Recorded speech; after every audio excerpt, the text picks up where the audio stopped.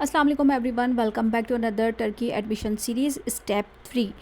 Okay, step 3 जो है वो होगा डॉक्यूमेंट्स अटेस्टेशंस के लिए। तो सबसे पहले थोड़ी बेसिक बातें मैं आप लोगों से शेयर कर लूँ। लास्ट वीडियो में मैंने कहा था आपने सेलेक्ट करना है कि आपने कहाँ पढ़ना है, कौन सी यूनिवर्सिटी चूज़ करनी है, ये सब कुछ ठीक है। तो अगर आपने अप्लाई कर दिया है और आपको एक्सेप्टेंस लेटर आ गया है तो कॉन्ग्रेचुलेशंस। तो उसके बाद का प्रोसेस ये होता है, थोड़ा सा बता देती हूँ मैं पहले से ही, कि जब आपका एक्सेप्टेंस लेटर आ जाता है तो आपको इनिशियल फ़ीस डिपॉजिट करनी पड़ती है, जो कि ज़्यादातर प्राइवेट यूनिवर्सिटीज़ में $1000 होती हैं। मैंने अपनी हाफ़ फ़ीस करी थी डिपॉजिट, और हाफ़ फ़ीस जो है मैं इंस्टॉलमेंट में पे करूँगी। 1 साल का टाइम होता है और उसमें 3 इंस्टॉलमेंट्स में मैं अपनी पूरी फ़ीस जो है ना मेरी कंप्लीट हो जाएगी। तो मेरा डिपॉजिट ही एक तरह से हाफ़ फ़ीस मैं करवा के आई थी यहाँ पे, ठीक है। और बाकी प्राइवेट यूनिवर्सिटीज़ में जहाँ तक मेरी इन्फॉर्मेशन है 1000 ही जाती है। और I don't know about the public universities, उसका मुझे ज़्यादा आइडिया नहीं है, उसका मुझे एक्सपीरियंस भी नहीं है, ठीक है। ये एक पार्ट हो गया कंप्लीट। और जो फ़ीस आप डिपॉज़िट करते हो ना, तो उसकी रसीद आपको बैंक से 1 हफ़्ते बाद मिलती है। मैक्सिमम 1 हफ़्ता तो लगता ही लगता है। फिर वो वीज़ा फ़ाइल में जो रसीद होती है वो बहुत इंपॉर्टेंट होती है, वो वीज़ा फ़ाइल में भी लगती है, वो आगे रजिस्ट्रेशन में भी काम आती है, मतलब वो बहुत इंपॉर्टेंट होती है, तो संभाल के रखनी है। अब आ जाते हैं डॉक्यूमेंट अटेस्टेशंस के ऊपर, जो बहुत इम्पॉर्टेंट होता है। ये सिर्फ टर्की के लिए नहीं होते, ये जो अटेस्टेशंस होती है ये हर कंट्री के लिए कंपलसरी होता है। तो सबसे पहले है मैट्रिक और इंटरमीडिएट डॉक्यूमेंट्स का प्रोसेस। इसके लिए सबसे पहले आपको बोर्ड ऑफिस से कराना पड़ता है, फिर आईबीसीसी से करवाना पड़ता है, फिर मोफा से, मिनिस्ट्री ऑफ फॉरेन अफेयर्स।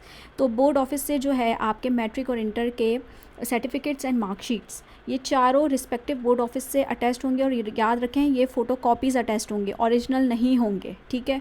आपने कॉपीज़ आपकी अटैच्ड हो गई, वो एनवलप्स में आपको मिल जाएंगे। मैंने एक शॉर्ट वीडियो बनाई थी जब मैंने अटैच करवाया था, तो वो मैं यहाँ अटैच कर दूँगी, तो आप लोग देख लीजिएगा वो ना।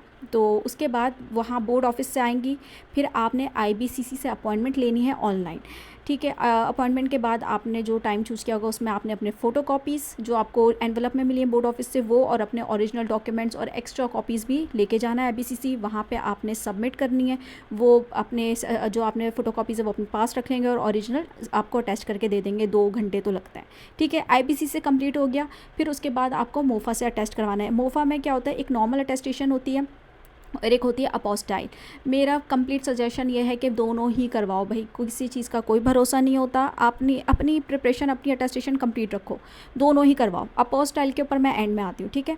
अच्छा, उसके बाद आ जाती है बैचलर्स डिग्री और ट्रांसक्रिप्ट। चाहे आप बैचलर्स डिग्री करवा रहे हो या मास्टर्स की करवा रहे हो, मैं पहले से मैंने एक मास्टर्स किया हुआ है तो मुझे सारे ही डॉक्यूमेंट्स करवाने थे, मैंने एहतियातन सारे डॉक्यूमेंट्स अटेस्ट करवाए अपने। तो बैचलर्स की डिग्री और ट्रांसक्रिप्ट के लिए आपने सबसे पहले एचईसी से अटेस्ट करवाना है, ठीक है। एचईसी के बाद फिर आपने उसको मोफा से अटेस्ट करवाना है। Same goes for with the masters degree, सबसे पहले एचईसी से अटेस्ट कराना है, फिर मोफा से। एचईसी का प्रोसेस ये होता है कि आपको ऑनलाइन अपॉइंटमेंट लेनी पड़ती है, चाहे तो आप वॉक इन जाके अटेस्ट करवाएं, चाहे तो आप कोरियर के थ्रू करवाएं। मैंने दोनों करवाए हैं, तो दोनों एक्सपीरियंस मेरा सही था, लेकिन बहुत टाइम टेकिंग था। मुझे अर्जेंट पे भी मेरे ख्याल से 1 महीने के बाद डेट मिली थी, और फ़ीस इसकी मेरे ख्याल से अर्जेंट में मैंने 5000 रुपये भरी थी सिर्फ 2 डॉक्यूमेंट्स के, और आईपीसीसी की मेरे ख्याल से 1000 है, ठीक है। उसके बाद एचईसीसी से आपके बैचलर्स के या मास्टर्स के मार्कशीट और डिग्री अटैच्ड हो गई है। फिर अब ये सारे के सारे डॉक्यूमेंट्स, इंटरमीडिएट, मैट्रिक एंड ये हायर एजुकेशन, बैचलर्स और मास्टर, ये सब के सब डॉक्यूमेंट्स अटैच्ड होंगे मोफा से सब। सबसे पहले आप नॉर्मल अटेस्टेशन करवा लो, ठीक है। वो विद इन अ डे हो जाती है, सुबह जाओगे रात को घर आओगे, मतलब ऐसी वाली सिचुएशन होती है, ठीक है। उसके बाद आपने नॉर्मल करवा ली, उसके बाद आपने करवाना है अपोस्टाइल। अपोस्टाइल बहुत कंपलसरी है और पर डॉक्यूमेंट 3000 रुपीज़ है। इसके लिए भी आपको ऑनलाइन डॉक्यूमेंट्स जो है अपने सबमिट करने पड़ते हैं, अपॉइंटमेंट लेनी पड़ती है। फिर आप उस जाके अपने ओरिजिनल डॉक्यूमेंट्स सारे सबमिट करते हो और 3 दिन बाद आपको सारे डॉक्यूमेंट्स मिल जाते हैं। अब सबसे इंपॉर्टेंट पॉइंट ये है कि जब भी आप अपॉइंटमेंट लोगे, अपने डॉक्यूमेंट्स प्रॉपर स्कैन किए हुए अपलोड करने हैं, फ्रंट बैक दोनों, ठीक है। और नंबर 2, जब आप अपने डॉक्यूमेंट्स रिसीव करोगे, चाहे कहीं से भी कर रहे हो, आपने क्यूआर स्कैन और जो पीछे स्टैंप वगैरह लगी होती है वो प्रॉपर चेक करनी है कि कहीं पे कोई एरर, कोई इशू, कोई चेंजेस ना हो। एज इट इज़ जब आप स्कैन करो तो आपका डॉक्यूमेंट्स प्रॉपर आपको शो हो रहा, ठीक है। ये आपकी कंप्लीट अटेस्टेशन प्रोसेस होते हैं। पैसा इसमें बहुत लगता है, टाइम भी बहुत लगता है, और बहुत आपने ख्याल और ध्यान से सब कुछ करना है। Okay, this is it for today. अब मैं नेक्स्ट वीडियो में शेयर करूँगी कि वीज़ा एप्लीकेशन के लिए एग्जैक्टली कौन कौन से डॉक्यूमेंट्स रिक्वायर्ड होते हैं।